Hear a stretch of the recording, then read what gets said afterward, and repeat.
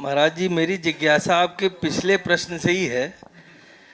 मैं निरंतर मन में सोचता हूँ कि मैं दिन भर व्यापार करता हूँ, उसमें कहीं ना कहीं मायाचारी, झूठ, फरेब, ये सारी चीज़ें इन्वॉल्व रहती हैं। क्यों? अगर हम किसी से सच बोलते हैं तो व्यापार नहीं होता। क्यों? उसको ये नहीं समझ में आता है कि हम कितनी मेहनत करके कोई व्यापार कर रहे हैं। हमने 10 रुपए की चीज़ खरीदी, 50 की बेचेंगे, बता के बेचेंगे तो नहीं लेगा, और अगर उसको हम फरेब करके बेचेंगे तो वो बिक जाती है बाजार में। जो दिख रहा है वो बिक रहा है।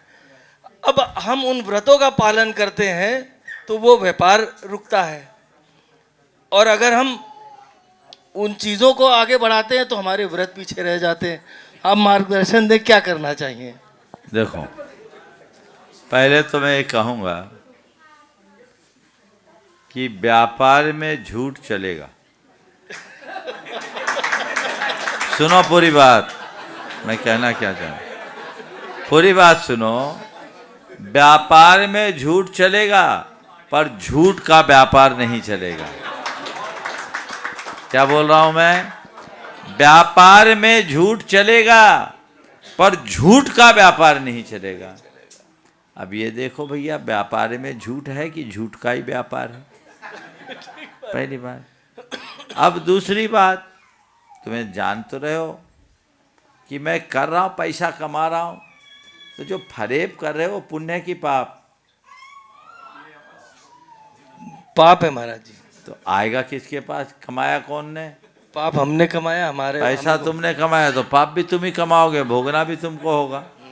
तुम्हारे द्वारा कमाए पैसे को भोगने में परिवार साथ खड़ा रहेगा, और हो सकता है कमाने वाला कम भोगे, असली मौज तो पीछे वाले लेते हैं।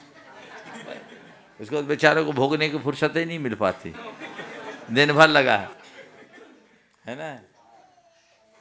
तो तुम्हारे द्वारा कमाए हुए पैसे को भोगने में भले लोग साथी हो जाए,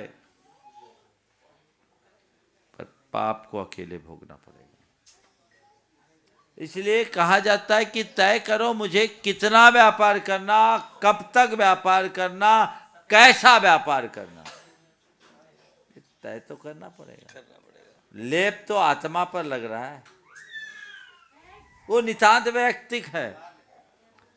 आवश्यकता के अनुरूप कार्य करना चाहिए, आवश्यकता के बाहर नहीं। ये शास्त्रों का उपदेश है। अब उसमें भी व्यापार करना, और व्यापार में जो थोड़ी बहुत बातें आपने की उसका होना, पर व्यापार में ईमान ही खो देना, बहुत अंतर है। नैतिकता के साथ व्यापार करो, बेईमानी से बचकर व्यापार करो, तो अल्प पाप होगा। हमारे शास्त्रों में, बैठो ना भाई, अर्थ के उपार्जन का कहीं निषेध नहीं किया। ओम, पैसा कमाओ, खुली छूट है, मैं भी दे रहा हूं। लेकिन क्या कहा? धंधा करो पर अंधा नहीं, और अंधा धुंध भी नहीं। अर्थ का उपार्जन नहीं, अर्थ पुरुषार्थ करो। अर्थ के उपार्जन में और अर्थ के पुरुषार्थ में मौलिक अंतर है। अर्थोपार्जन तो एक वेश्या भी कर लेती है। अर्थ पुरुषार्थ का मतलब धर्म से जुड़कर धन का अर्जन। धर्म से जुड़कर धन का अर्जन मतलब क्या? मंत्र जपते जपते दुकान चलाओगे?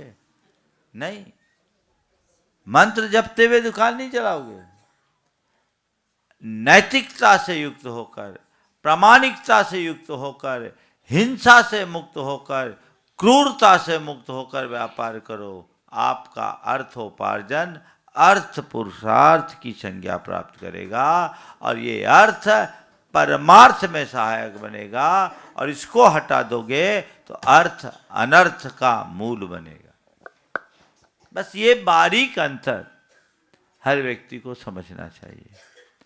तो हमारे यहाँ बड़े बड़े सेठ साहूकार पहले भी हुए, खूब धनाढ्य रहे, सबने बड़ा बड़ा कारोबार किया, देश विदेश में लंबा चौड़ा कारोबार किया, हजारों लोगों को रोजगार दिया। हम लोग पुराणों में पढ़ते हैं, कोई आया अपना सब कुछ खो के गया, किसी सेठ के यहाँ गया, उसने काम दे दिया, जीव का दिया,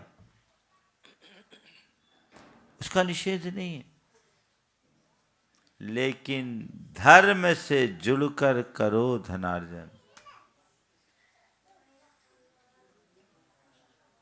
अर्थ के उपार्जन में यदि पाप हो भी जाए तो उपार्जित अर्थ से केवल पुण्य करने का भाव करो।